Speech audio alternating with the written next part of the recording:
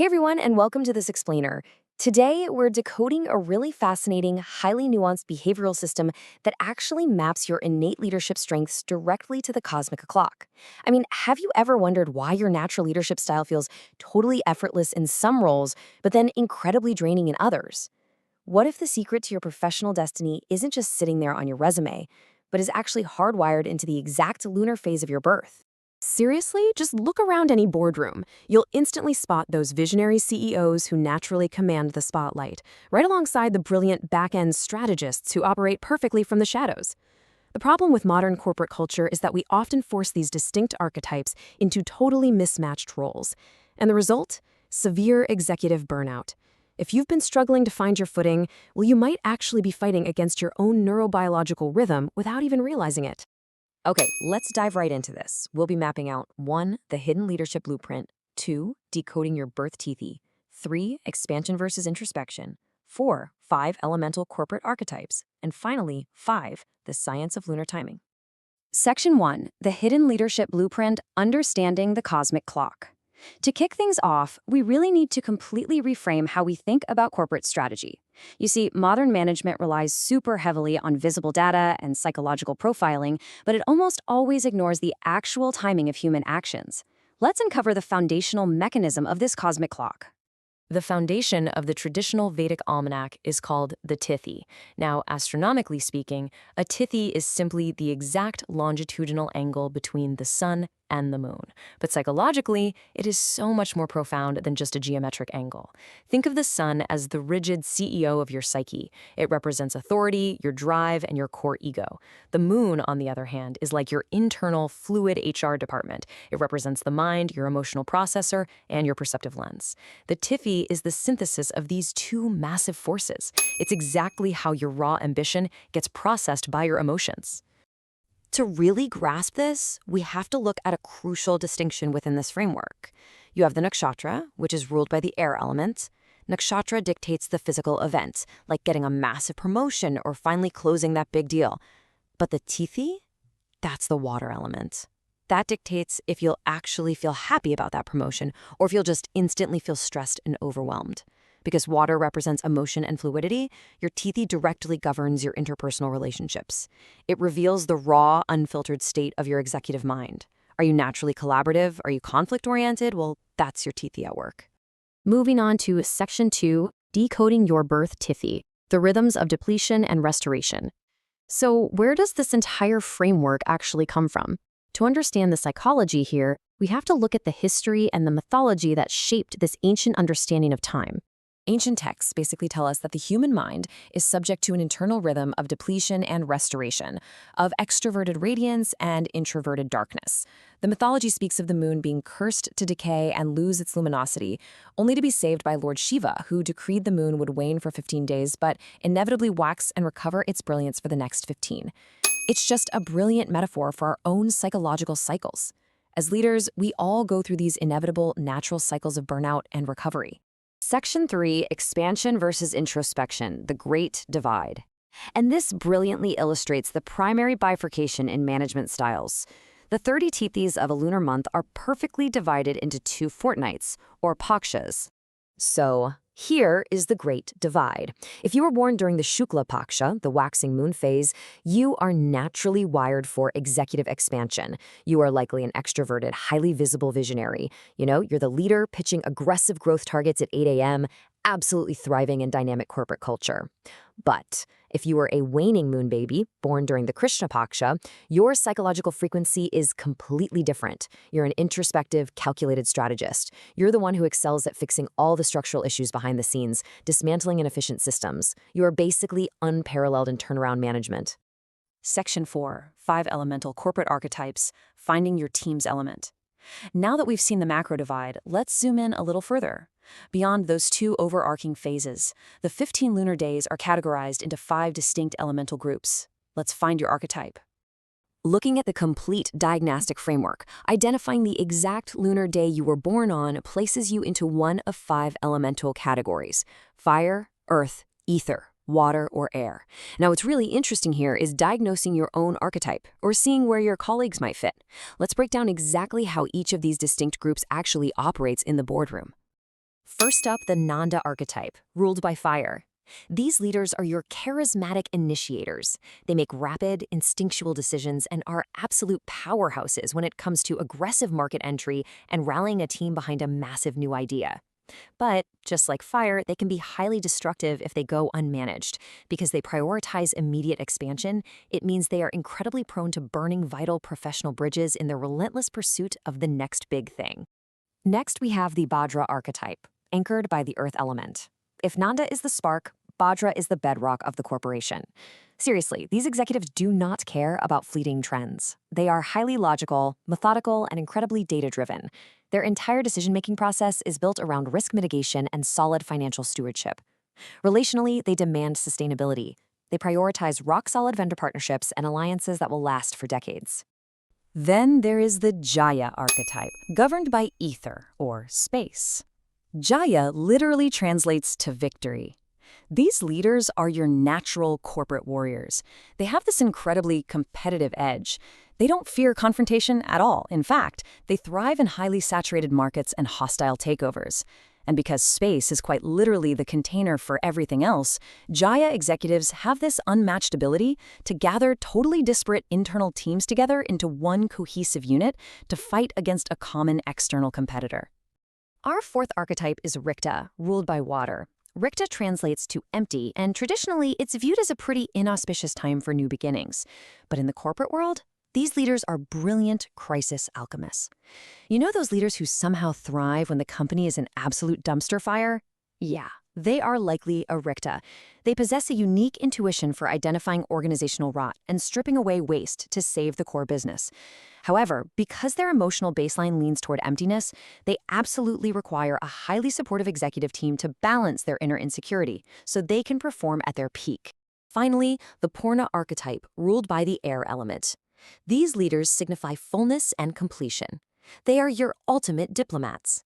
They naturally maintain a 360-degree view of the entire corporate ecosystem, which makes them exceptional at synthesizing diverse information to finalize mergers and close highly complex deals where every single stakeholder needs to feel valued. However, their airy nature means chaotic environments can easily churn their emotions, so they really require organizational steadiness to prevent anxiety. Now, within the Poorna group, you get the absolute extremes of leadership, depending on whether you were born on the full moon or the new moon. A Purnima, or full moon leader, absorbs maximum lunar light. They are the confident, charismatic, universally loved, public-facing CEO. Contrast that with the Amavasya, or new moon leader. Born in total lunar darkness, they are deeply introspective, totally allergic to superficial displays, and they breed a quiet, relentless resilience. They operate as masterful back-end strategists who are slowly but surely accumulating personal power. Section 5. The Science of Lunar Timing, Modern Application. So the crucial point is how we actually take this ancient, seemingly esoteric system and apply it to modern business reality. Like, is there actual empirical evidence for the lunar mind? Turns out, modern chronobiology completely validates these ancient insights. Studies tracking our roughly 29.5-day biological rhythms show that gravitational fluctuations during different lunar phases significantly alter human neurophysiology. In fact, empirical evidence shows a massive 30% decrease in deep sleep during a full moon, along with measurable fluctuations in melatonin and serotonin. That is a staggering physical alteration. Because we are primarily made of water, these lunar phases physically alter our cognitive processing speeds and our emotional stability. This brings us to a highly actionable concept called muhurta. If your birth tithi is your internal neurobiological rhythm, then the transiting current tithi dictates the environment's receptivity. Muhurta is the practice of aligning your organizational actions, like product launches and funding rounds, with this external cosmic momentum.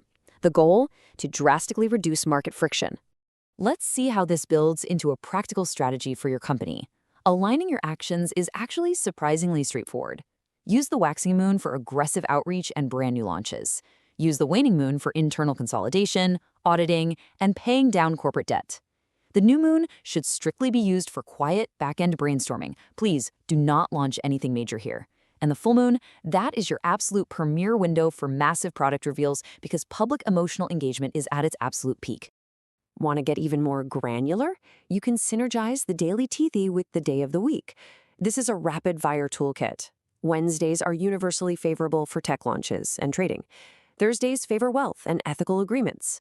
As a strict rule, completely avoid Rikta Tithis. That's the 4th, 9th, and 14th lunar days for anything new. Use those days for corporate demolition or restructuring instead. And generally avoid Tuesdays and Saturdays for fresh starts, unless your business specifically deals in defense or heavy infrastructure. Well, we have covered incredible ground today, from the cosmic clock to deeply specific behavioral archetypes, all the way to the science of market timing. Ultimately, pushing against your innate lunar blueprint is just a fast track to executive burnout. By understanding your specific neurobiological rhythm, you can stop managing by sheer force of will and start orchestrating true success. So I leave you with this final thought to investigate. Are you leading in sync with your natural rhythm, or are you secretly fighting the tides of your own mind? Thank you for watching, and stay focused.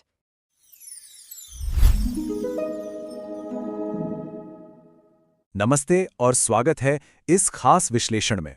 आज हम एक बहुत ही rare और powerful खगोलीय घटना की गहराई में उतरने वाले हैं। सोचिए 30 सालों का एक लंबा कर्म चक्र, और अब उसका बिल्कुल अंतिम अध्याय शुरू हो रहा है रेवती नक्षत्र में वक्री शनि। अक्सर शनि का नाम सुनते ही लोग थोड़ा डर जाते हैं, राइट? लेकिन चलिए आज इस गलतफहमी को दूर करते हैं।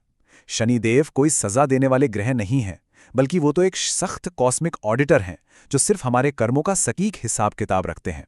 तो आज के इस सफर में हम क्या-क्या कवर करने वाले हैं? हम इस महान खगोलीय घटना और ब्रह्मांडीय ऑडिट के पूरे मैकेनिज्म को समझेंगे। फिर हम देखेंगे कि इसका ग्लोबल इकोनॉमी पर और हम सबकी 12 राशियों पर क्या असर पड़ेगा, इसके पीछे की साइकोलॉजी, और सबसे जरूरी बात, इस कार्मिक रीसेट से बचने के बेहद असरदार वैदिक उपाय भी जानेंगे। चलिए सीधा मुद्दे पर आते हैं। सबसे पहले बात करते हैं इस महान खगोलीय घटना की।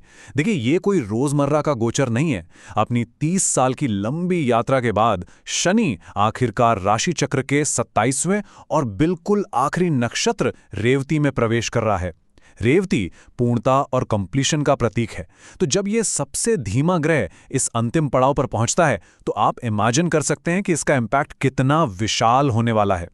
अब जरा इस टाइमलाइन पर गौर कीजिए। ये पूरी घटना 138 दिनों की है, और ये कोई एक पल का जादू नहीं है, बल्कि कई स्टेप्स का एक प्रोसेस है।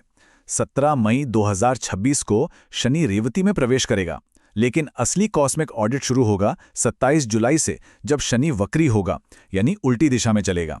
इसके बाद 9 अक्टूबर को वापसी, 11 दिसंबर को मार्गी होना, और फाइनली 8 फरवरी 2027 को रेवती में इसका अंतिम सेटलमेंट होगा। ये टाइमलाइन हमें दिखाती है कि ब्रह्मांड हमें अपने अधूरे काम सुधारने के लिए कितने मौके देता है।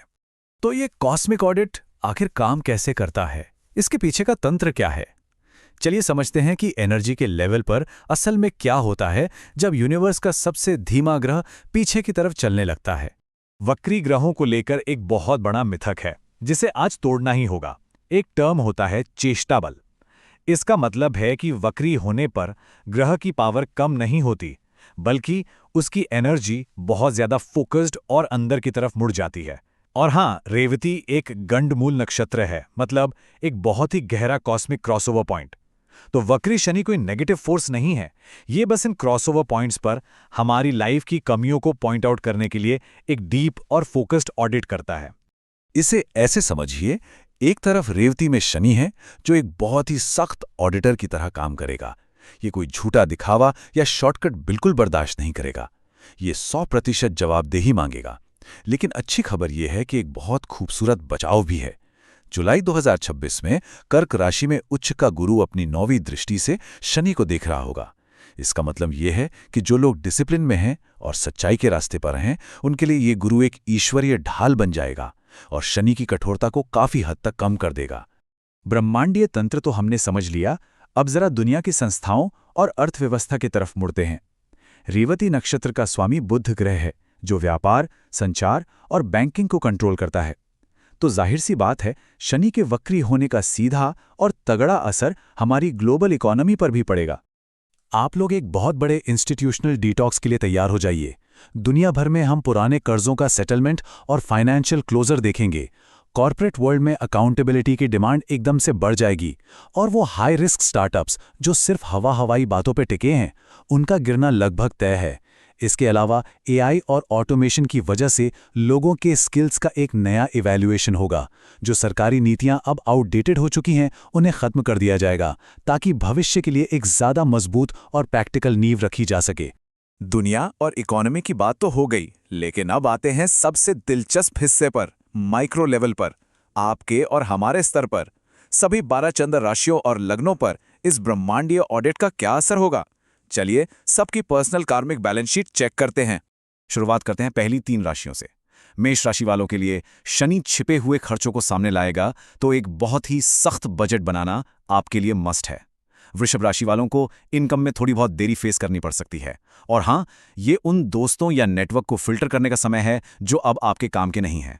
साथ ही श्रमिकों की मदद करना आपके लिए अच्छा रहेगा। मिथुन राशि की बात करें तो करियर में भारी प्रेशर और बर्नआउट का रिस्क है। आपके लिए सबसे बड़ी सलाह यही है कि वर्कप्लेस पर कोई भी शॉर्टकट लेने की गलती बिल्कुल ना करें। आगे बढ़ते हैं। कर्क राशि वालों की पुरानी सोच और मान्यताओं को एक गहरी चुनौती मिलेगी। ऐसे में बुजुर्गों और गुरुओं का सम्मान करना आपका सबसे बड़ा सुरक्षा कवच बनेगा। सिंह राशि वालों के लिए यह एक डीप इमोशनल डिटॉक्स का टाइम है, जहां पुराने कर्ज और दबे हुए जज्बात सतह पर आ सकते हैं। कन्या राशि के लिए यह गोचर रिश्तों और बिजनेस पार्टनरशिप्स में बहुत सख्त बाउंड्रीज तय करने की डिमांड करता है। इस दौरान बेवजह किसी की आलोचना करने से बचें। तुला राशि वालों, आपके लिए एक बहुत ही क्लियर हेल्थ वार्निंग है।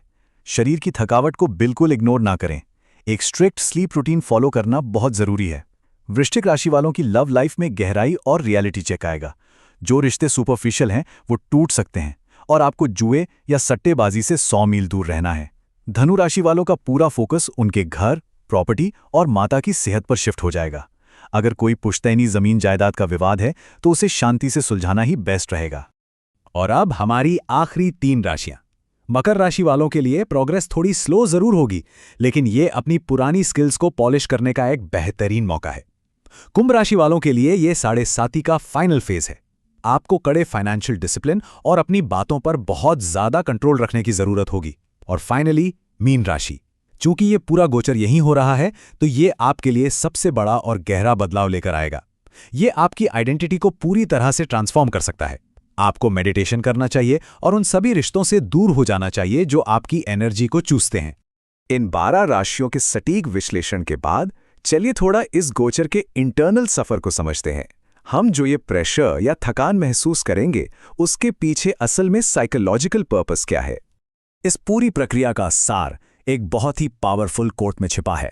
सच्चा अधिकार बाहरी दिखावे से नहीं, बल्कि आंतरिक निपुणता, विनम्रता और अपनी सीमाओं को स्वीकार करने से आता है। इसे ध्यान से समझिए। अगर इस दौरान किसी को थोड़ा खालीपन, ठहराव या मेंटल फटीग महसूस हो, तो बिल्कुल भी पैनिक नहीं करना है। यह असल में हमारे झूठे ईगो को तोड़ने और हमें अंदर से मजबूत बनाने के लिए डिजाइन किया गया एक इंक्यूबेशन पीरियड है। अब हमने प्रॉब्लम समझ ली, असर देख लिया, लेकिन इसका सल्यूशन क्या है? इस 138 दिनों के पीरियड को सक्सेसफुली पार करने के लिए हमारे पास कुछ बेहद प्रैक्टिकल और आध्यात्मिक वैदिक उपाय भी हैं। ध्यान दीजिएगा, ये रेमेडीज बहुत ही इफेक्टिव हैं। सबसे पहली और ज़रूरी बात, किसी भी नए बड़े इन्वेस्टमेंट या हाई रिस्क वाले काम से फिलहाल बचें। इसकी जगह अपने पुराने पेंडिंग कामों को पूरा करें। मेंटल क्लैरिटी के लिए 7 या 10 मुखी रुद्राक्ष पहनना बहुत फायदेमंद हो सकता है। देखिए, शनि न्याय और कर्म के देवता हैं, इसलिए मजदूरों और गरीबों की निस्वार्थ सेवा उन्हें सबसे ज्यादा खुश करती है। और क्योंकि रेवती एक जल तत्व वाला नक्षत्र है, इसलिए किसी प्राकृतिक पानी के सोर्स जैसे नदी या झील के पास शांत समय बिताना और मेडिटेट करना इस एनर्जी को बैलेंस करने का एकदम अचूक तरीका है। तो इस पूरे एनालिसिस के एंड में एक बहुत ही गहरा सवाल उठता है, क्या ये कॉस्मिक ऑडिट एक बड़े पतन की ओर ले जाएगा, या ये हमारे लिए सच्ची आध्यात्मिक आज़ादी का रास्ता खोलेगा? सोचने वाली बात यह है कि जो भी चीज़ें सच्चाई पर नहीं टिकी हैं, उनका गिरना तो तय है, और उन झूठे ढांचों का टूटना ही असल में हमारी आज़ादी का रास्ता है। इस पावरफुल कार्मिक रीसेट का समझदारी से इस्तेमाल करें और अपनी लाइफ को एक नई और सच्ची दिशा दें। इस खास विश्लेषण में हमारे साथ जुड़ने के लिए बहुत बहुत धन्यवाद।